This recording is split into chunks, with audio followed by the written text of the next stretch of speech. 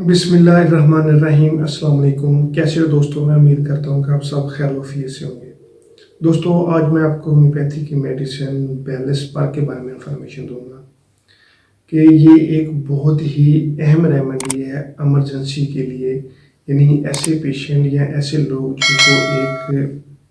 Emergency जो है ना वो चोट आई है और उसकी वजह से जो पेशेंट है वो बहुत ही शदीद तकलीफ़ में है और उसकी वजह से जो पेशेंट है उसको शदीद किस्म का एक पेन का सिम्टम देखने में आ रहा है, या फिर अगर किसी को एक जो ऑपरेट हुआ है और उस ऑपरेट के बाद जो है ना एक कट की वजह से जो पेशेंट है उसके रीजन पे शदीद एक दर्द का सिम्टम देखने में आ रहा है, या फिर अगर किसी की जो वेन्स होती है या आर्टरी होती है उसमें इन्फ्लामेशन की वजह से किसी को नोरल्जिया का सिम्टम देखने में आ रहा है, या फिर किसी को ब्रीजिंग का सिस्टम जो है ना वो देखने में आ रहा है। तो ऐसी तमाम कंडीशन में ये मेडिसिन जो है ना बहुत ही अच्छे तरीके से पेशेंट को क्योर करती है। तो दोस्तों, ये एक बहुत ही इमरजेंसी जो है ना वो रेमेडी है। तो ये एक इमरजेंसी कंडीशन की बहुत ही अहम रेमेडी है। तो दोस्तों, आज मैं आपको इस मेडिसिन के बारे में डिटेल से इंफॉर्मेशन दूंगा कि इस मेडिसिन को हम कौन कौन सी डिजीज़ में इस्तेमाल कर सकते हैं और उसके साथ साथ हमारे जिस्म में मुख्तलिफ़ किस्म की जो साइन सिम्टम हैं वो क्या महसूस होते हैं, तो इस मेडिसिन को हम इस्तेमाल कर सकते हैं। तो दोस्तों, ये तमाम इन्फॉर्मेशन मैं आपको इस वीडियो में बताऊंगा। तो मेरी आप सबसे गुजारिश है कि वीडियो को एंड तक लाजमी देखें। मैं हूं डॉक्टर उमर और आपको अपने चैनल होम्योटेक में खुशामदीद कहता हूं। दोस्तों, होम्योपैथी की मेडिसिन बेलेस्पर ये एक इमरजेंसी रेमेडी है। यानी अगर किसी को चोट की वजह से या अगर किसी को जो है ना ऑपरेट की वजह से कट लग गया है या चोट लग गई है और उसकी वजह से जो पेशेंट है उसको एक शदीद डीप जो है ना टिश्यू में इन्फ्लामेशन हो गई है कट की वजह से या चोट की वजह से, जो एक ब्रूजिज्म का सिम्टम देखने में आ रहा है, या उसके साथ साथ अगर किसी को इंडाइजेशन का इशू है या फिर किसी को जो है ना एक वेन में स्टेटस का सिम्टम देखने में आ रहा है और उसकी वजह से अगर किसी को वेरिकोज वेन का सिम्टम देखने में आ रहा है, या फिर अगर किसी पेशेंट को जो है ना बैक स्पाइन में दर्द का सिम्टम देखने में आ रहा है, यानी जो बहुत ज़्यादा ओवर वर्कलोड जो है ना वो उठाते हैं, तो उसके साथ साथ किसी को बैक स्पाइन पे दर्द का सिम्टम देखने में आ रहा है, या फिर अगर किसी फीमेल का सी सेक्शन के बाद जो है ना एक दर्द का सिम्टम देखने में आ रहा है, या फिर किसी को प्रेगनेंसी के बाद जो है ना एक वोमिटिंग और डायरिया का सिम्टम देखने में आ रहा है, तो अगर किसी को जिल्द के ऊपर एक्नी और बॉयज पिंपल्स का इशू देखने में आ रहा है, तो ऐसे तमाम केसेस में ये मेडिसिन जो है ना बहुत ही अच्छे तरीके से पेशेंट को क्योर करती है। तो दोस्तों, ये तमाम ऐसी डिजीज़ में जिसमें जो पेशेंट होता है उसको अगर किसी को वेन्स में या आर्टरी में स्टेसिस की वजह से जो है ना एक ब्रूजिज्म का सिस्टम देखने में आता हो, या फिर किसी को जो है ना एक नोरल्जिया का सिम्टम देखने में आता हो, तो इन तमाम केसेस में ये मेडिसिन जो है ना बहुत ही अच्छे तरीके से पेशेंट को क्योर करती है। और उसके साथ साथ ये जो मेडिसिन होती है ये वेरिकोज अल्सर में भी ये मेडिसिन बहुत ही अच्छे तरीके से पेशेंट को क्योर करती है। यानी ऐसी कंडीशन जिसमें जो पेशेंट होता है उसको जो लेग वाले रीजन पे वेरिकोज वेन का इशू देखने में आता हो, और उसके साथ साथ जो पेशेंट है उसको नीचे नी वाले रीजन पे जो है ना एक अल्सरेशन का सिम्टम जो है ना वो देखने में आता है, और उसके साथ साथ जो पेशेंट है उसके ऊपर शदीद ईचिंग और बर्निंग का जो सिम्टम है वो देखने में आता हो। तो ऐसे तमाम केसेस में ये मेडिसिन जो है ना बहुत ही अच्छे तरीके से पेशेंट को क्योर करती है। तो ये एक इमरजेंसी रेमेडी है और इसको हम इमरजेंसी कंडीशन में ये मेडिसिन बहुत ही अच्छे तरीके से पेशेंट को क्योर करती है। तो दोस्तों, मैं आपको डिटेल में बताऊंगा कि इसके हमारे जिस्म के ऊपर कितने जो अच्छे असरात हैं, ये हमारे जिस्म में किन किन कंडीशन में ये मेडिसिन इस्तेमाल की जाती है, उसके साथ साथ हमें कौन कौन सी डिजीज़ में इस्तेमाल कर सकते हैं, और उस डिजीज़ से रिलेटेड हमारे जिस्म में कौन कौन से साइन और सिम्टम कॉम्प्लिकेशन जो है ना वो महसूस होते हैं, तो इस मेडिसिन को हम इस्तेमाल कर सकते हैं। अगर हम इसको इंजरी की कंडीशन की तरफ देखें, तो अगर किसी को इंजरी का सिम्टम जो होना, अगर किसी को इंजरी होगी, अगर किसी को चोट लग गई है और उस चोट की वजह से जो है ना वो पेशेंट को एक नर्व में जो है ना एक दर्द का सिम्टम देखने में आता है, जिसे हम नोरल्जिया कहते हैं। तो उसके साथ साथ अगर किसी को आर्टरी में ब्रूजिंग का सिम्टम जो है ना वो देखने में आता है, यानी अगर किसी को जिल्द के ऊपर जो है ना एक नीला दाग जो है ना, अगर किसी को चोट लगी है, अंदरूनी चोट लगी है, और उस चोट की वजह से जो है ना एक जो आर्टरी है उसमें एक स्वेलिंग देखने में आती है, और उस स्वेलिंग की वजह से जो एक ब्लड की अकोमोडेशन हो गई है जिल्द वाली सतह के ऊपर, और जिल्द की जो सतह है वो हमें ब्लू नज़र आती है। और उसके साथ अगर किसी को नर्व इंजरी हुई है और उस नर्व इंजरी की वजह से जो है ना एक नोरल्जिया का सिम्टम देखने में आता है, तो ऐसे केस में ये मेडिसिन बहुत ही अच्छी तरीके से जो है ना वर्क करती है। उसके बाद अगर हम देखें तो ये मेडिसिन जो है ना वो अगर कोई इंसान बहुत ही ज़्यादा वर्क करता है, जो बहुत ही ज़्यादा वज़न उठाता है, ओवर वर्क करता है, और उसकी वजह से उनको जो है ना एक लंबर रीजन पे एक शदीद पेन का सिम्टम देखने में आता है। और उसके साथ साथ अगर किसी को चलते वक्त या किसी रिस्ट में या किसी को नी में जो है ना एक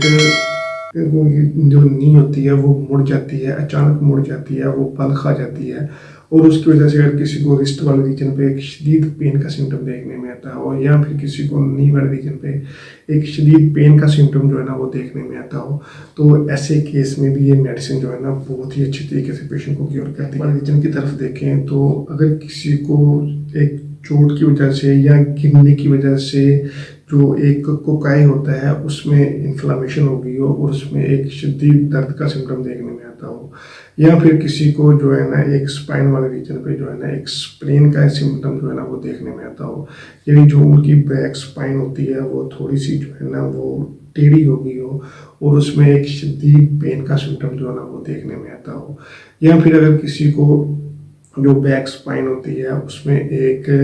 जो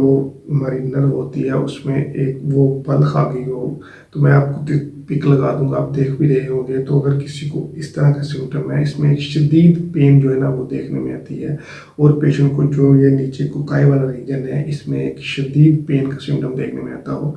और उस पेन की वजह से जो पेशेंट होता है वो बैठने से जो है ना वो बहुत ही ज़्यादा जो है ना मुश्किल में बैठता है, तो उसमें एक इन्फ्लामेशन की वजह से जो पेशेंट को नीचे हमारा जो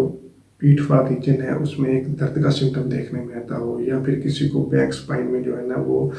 जो है ना उसमें ब्लड की जो है ना वो अकोमोडेशन की वजह से जो ब्लड रेगुलेशन की वजह से जो है ना एक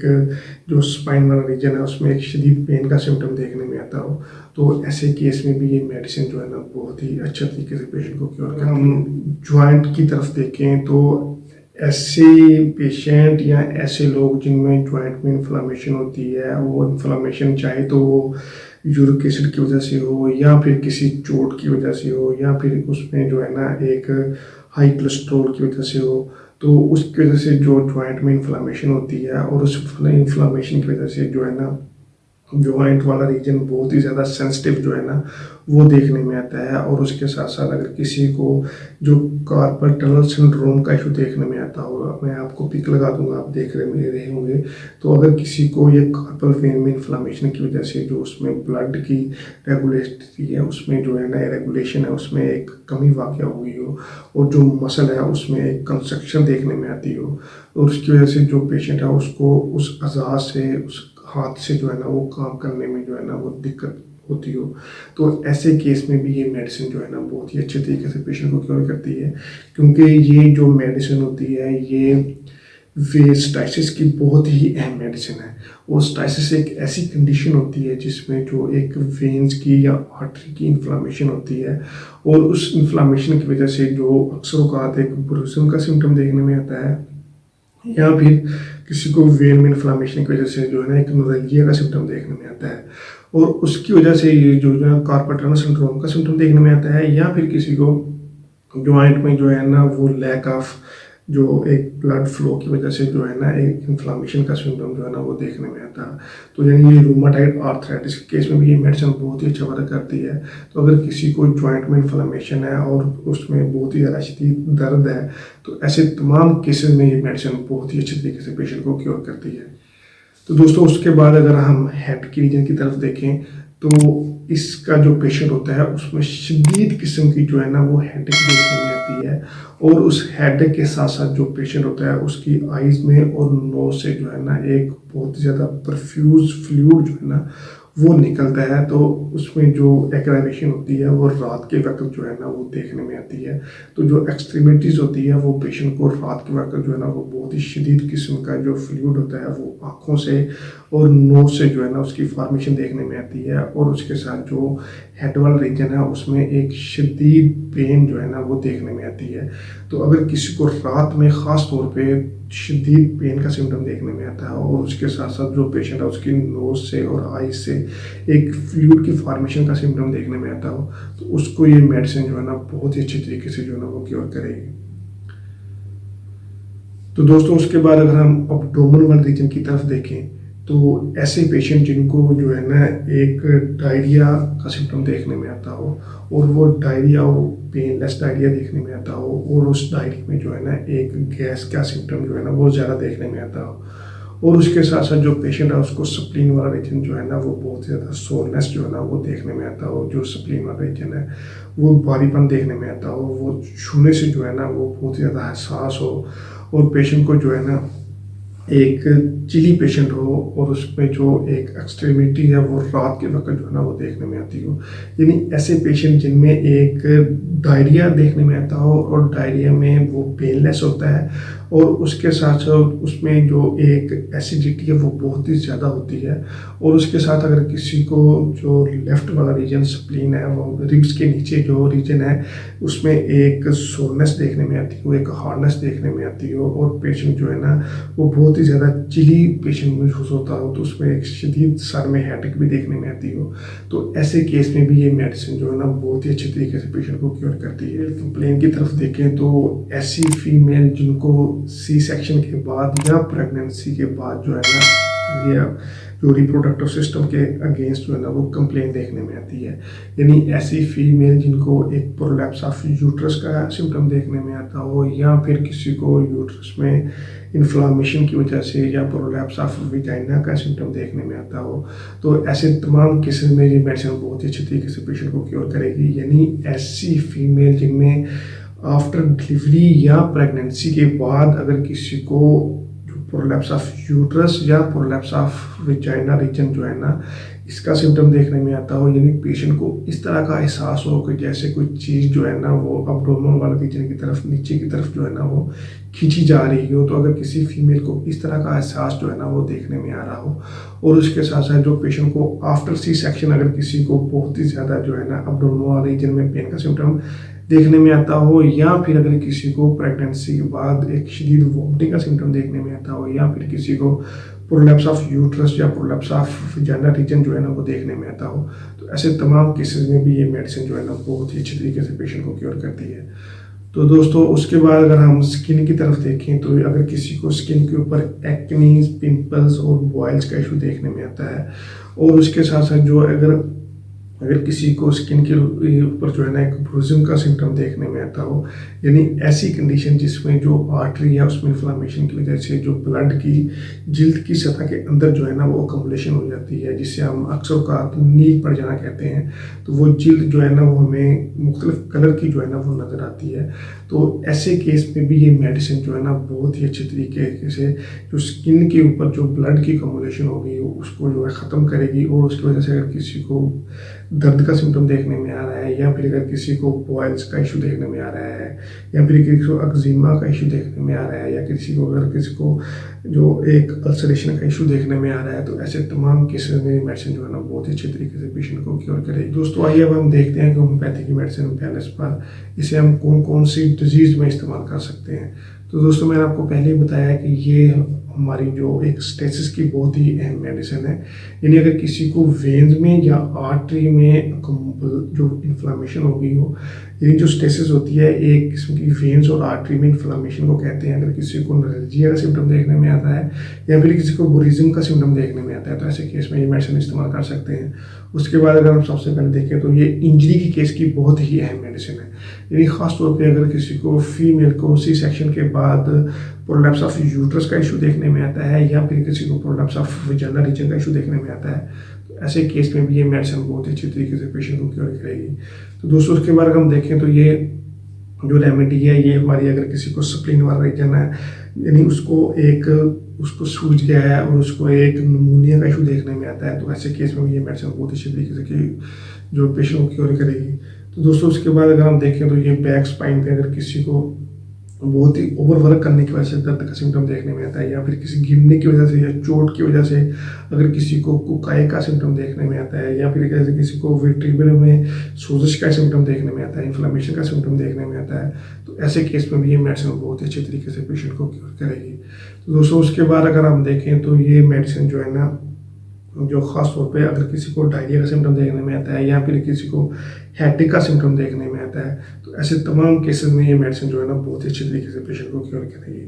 तो दोस्तों आइए अब हम देखते हैं कि होम्योपैथी की मेडिसिन BLS पर इसे हम कौन सी ताकत में इस्तेमाल करें तो ये बहुत ही अच्छे रिजल्ट देती है। तो दोस्तों होम्योपैथी की मेडिसिन BLS पर इसे हम 200 CH में